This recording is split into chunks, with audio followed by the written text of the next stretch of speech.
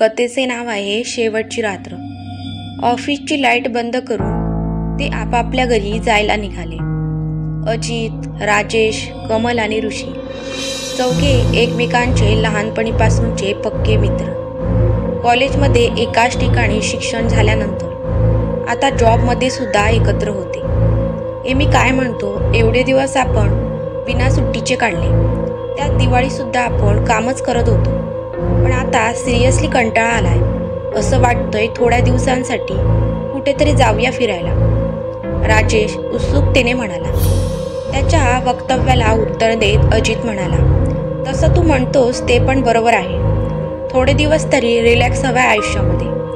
हो जाऊ आपण, पण जायचं कुठे? कमल त्याचे वाक्य कापत बोलला.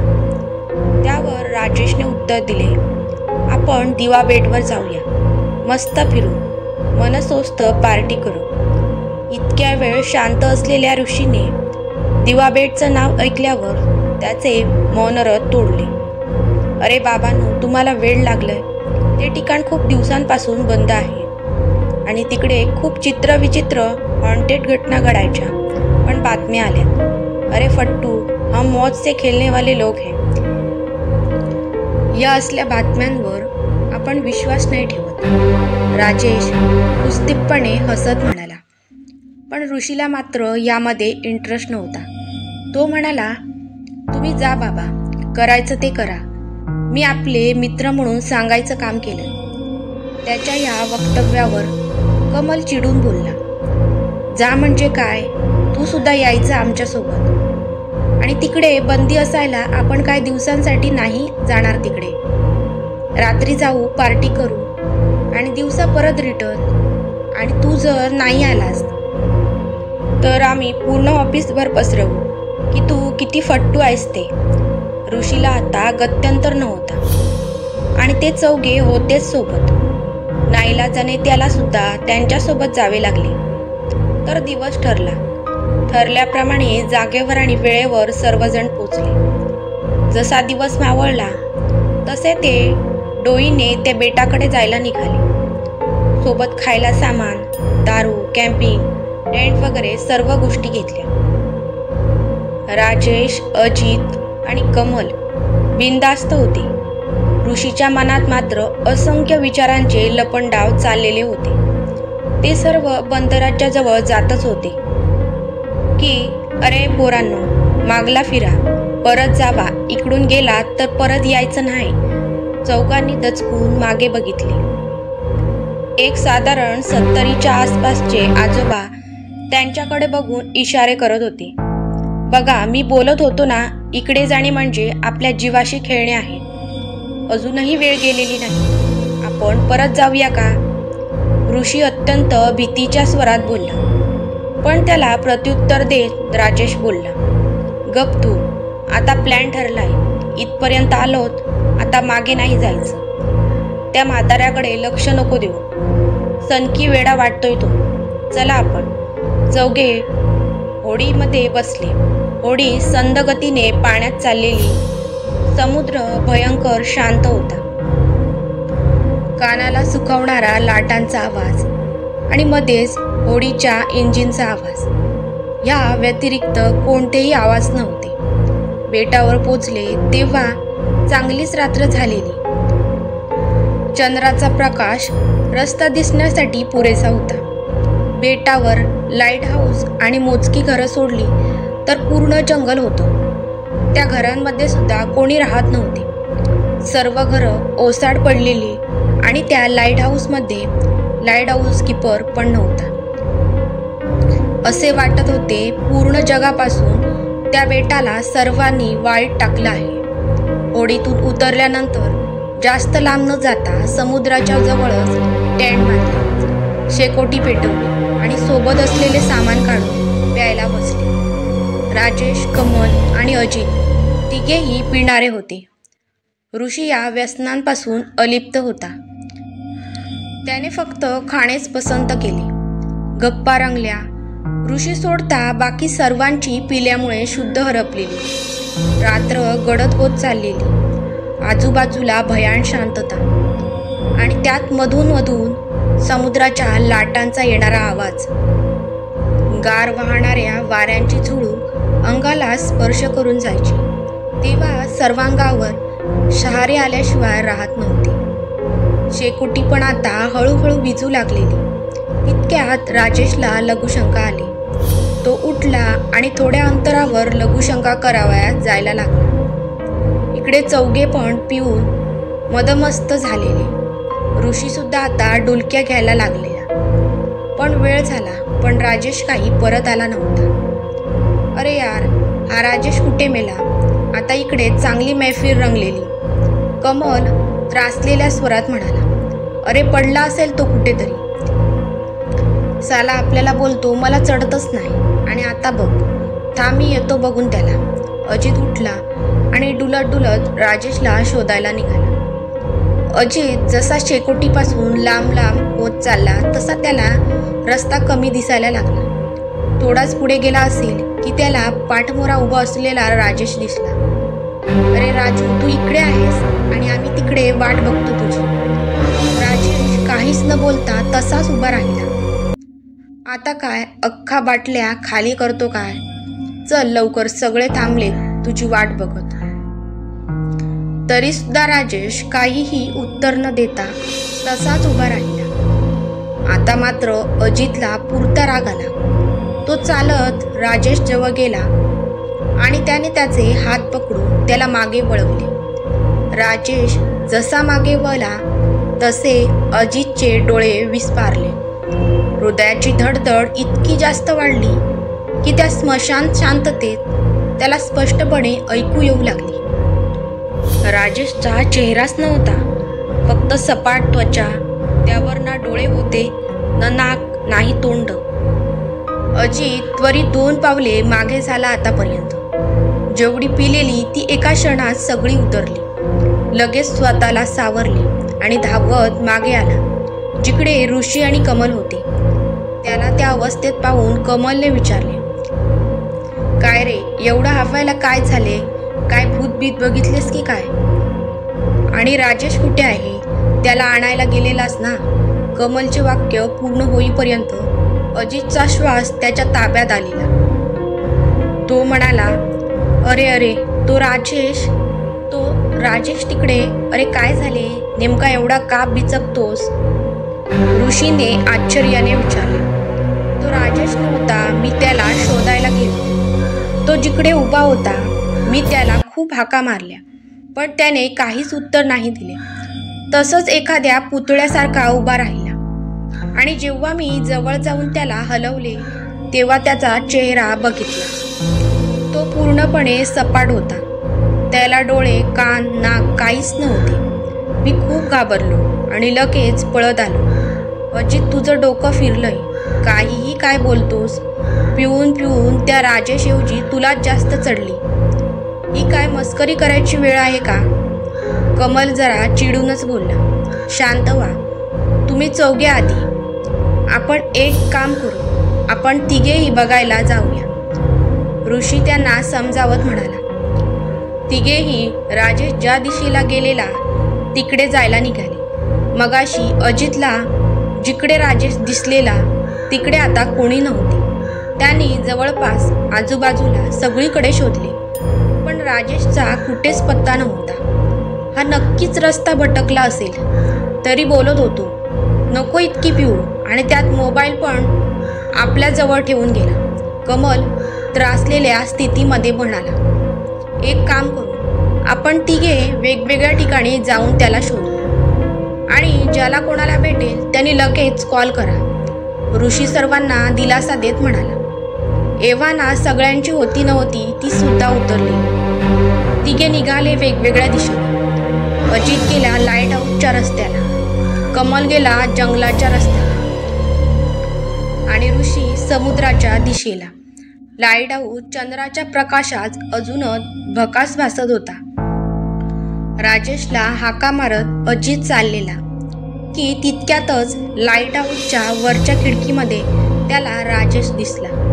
अजित थोडा अजून जवळ गेला. यावेळी मात्र त्याला चेहरा होता. अजितला जरा हायसं वाटलं. त्याने खालूनच राजेशला आवाज दिला, पण राजेशच्या चेहऱ्यावर काहीच हावभाव नव्हते. अजित चिडून लाईट हाऊसच्या वर जायला लागला. जसा अजित वर गेला तसा त्याला एक आश्चर्याचा आणि त्याबरोबर भीतीचाही धक्का बसला. मगाशी ज्या खिडकीत राजेश उभा होता आता तिकडे कोणीच नव्हते. अजित त्या खिडकीपाशी आला आणि खिडकीतून खाली बघितले तर यावेळी त्याला फक्त भीतीचा धक्का बसला, कारण खाली राजेश त्याला बघून हसत होता. आता मात्र त्याची चांगलीच दातखिळी बसली. मगाच्या प्रसंगातून तो नीट सावरलाही नव्हता. तेच आता हे त्याचे हातपाय लटपटू लागले. तो बाहेर जाण्यास मागे वळला की तेच त्याच्या समोर एक मुलगी उभी असलेली त्याला दिसली. तिचे कपडे फाटलेले, चेहऱ्यावरून रक्त बाहेर येत होते आणि डोळे तर जसे आग ओकत होते आणि दोन्ही पाय उलटे. अजितची किंकाळी त्याच्या घशातच अडकली. तो काही हालचाल करणार की तितक्यातच त्या मुलीने, त्या भूताने अजितच्या अगदी जवळ येऊन तिची मोठी मोठी असलेली नखे अजितच्या मानेवरून एखाद्या सुरीसारखी फिरवली. मटणसाठी खाटी बकरीच्या मानेवरून सुरा फिरवतो तेव्हा जसे तिच्या मानेवरून रक्ताचे पाठ बाहेर येतात तसे अजितच्या मानेवरून रक्ताचे पाठ बाहेर येऊ लागले. अजित खाली पडला आणि हातपाय तडफडत मरणाची वाट बघू लागला. काही काळ गेला आणि अजितच्या हातापायाची हालचाल थांबली. तो कायमचा झोपी गेला. इकडे कमल भर जंगलमध्ये गेला. पूर्ण जंगल सामसूम आणि झाडांनी भरलेले. अख्खा जंगल पालथे घातले, पण राजेशचा कुठे पत्ता लागला नाही. कंटाळून तो परत जाण्यास फिरला. तेच त्याची नजर एका झाडावर गेली. तिकडे एक मृत शरीर झाडाला लटकवलेले होते. कमलने घाबरत घाबरत त्या झाडाजवळ जायची हिंमत केली आणि जसा तो झाडाजवळ पोचला तसा त्याला रडू कोसळले. ते दुसरे तिसरे कोणी नसून राजेशचे शरीर होते. शरीरावर ठिकठिकाणी ओरबडल्याच्या जखमा होत्या आणि डोळे पूर्ण रताळ उघडे. त्याच काहीच हावभाव नव्हते. तोंडातून जीभ बाहेर आलेली. कमलने क्षणाचाही विलंब न करता तिकडून काढता पाय घेतला, पण जसा तो मागे वळला तसा त्याचा पाय कशात तरी गुंतून तो जोरात जमिनीवर आपटला. जसा जमिनीवर आपटला तसे त्याला जाणवले त्याच्या सर्वांगावर कसली तरी पकड बनत चालली आहे. त्याने भीत शरीराकडे बघितले तर त्याच्या पूर्ण शरीरावर झाडाच्या फांद्यांनी आपली पकड बनवली. शरीर पूर्ण झाडाच्या फांद्यांनी झाकून टाकले गेले. त्याला ना ओरडता येत होते ना नीट श्वास घेता येत होते. तो पूर्णपणे झाडांनी वेढला गेला आणि परत जसा राजेश अडकलेला तसाच कमल पण अडकला गेला. आता सर्व फांद्या त्याच्या छातीवरून तोंडाकडे वळल्या. त्याचा तोंड आणि नाक दोन्ही पण दाबले गेले. ह्या व्यतिरिक्त त्याच्या तोंडून काहीच निघत नव्हते. नाक बंद झाले. त्याचे श्वासोच्छ्वास बंद झाले. एकदा डोळ्यावरून फांदी जाता जाता त्याचे लक्ष समोर गेले. एक मुलगी त्याच्याकडे स्फूर्तीने बघत होती. फांदी त्याच्या डोळ्यावरून गेली आणि त्याने डोळे मिटले ते कायमचे. इकडे ऋषी समुद्राच्या पूर्ण काठापर्यंत आलेला. त्याने होडीमध्ये बघितले पण तिकडे सुद्धा कोणीच नव्हते. ऋषीने मोबाईल काढला पण तिघांचा फोन लागला नाही. शेवटी कंटाळून परत जाण्यास निघाला की तितक्यातच त्याला मागून पैजणांचा आवाज आला. त्याने मागे वळून पाहिले पण मागे कोणीच नव्हते. तो मनाचा भास समजून तसाच चालत राहिला. परत पैजणाचा आवाज यायला लागला, पण आता मात्र फार जवळून आल्यासारखा वाटला. आता मात्र ऋषी सुद्धा घाबरला. झापझाप पावले टाकत जायला लागला. लांबून त्याला त्याचा टेंट दिसायला लागला. त्याला आता थोडं हायसं वाटलं. तो आता भरभर चालायला लागला, पण तितक्यात मागून जोरात धक्का देऊन त्याला खाली पाडले. ऋषीने पटकन मागे पाहिले, मग मागे कोणीच नव्हते. आता मात्र तो पूर्णपणे घाबरू लागला. धावत धावत टेंटजवळ येऊन पोचला, पण टेंटजवळ कोणीच नव्हतं. मनाशीच विचार करायला लागला, जाऊ तर कुठे जाऊ? त्यांचे कॉल पण नाही लागत. त्यांना राजेश भेटला असेल का? असंख्य प्राशन मनात घर करून पाहत होती. शेवटी न राहून त्याने त्यांना शोधायचे ठरवले. ऋषी निघाला त्यांच्या शोधात. शोधत शोधत जंगलमध्ये येऊन पोचला. तो चालत चालत त्या झाडापाशी येऊन पोचला जिकडे राजेश आणि कमलला मारून लटकवलेलं. त्याला बघून ऋषीचे हावभाव अजूनच बदलले. त्याला रडू कोसळत होते. मनातल्या मनात स्वतःला दोष देत होता इकडे येण्यासाठी. ऋषी झटकन मागे वळला आणि तिकडून पळून जायला लागला.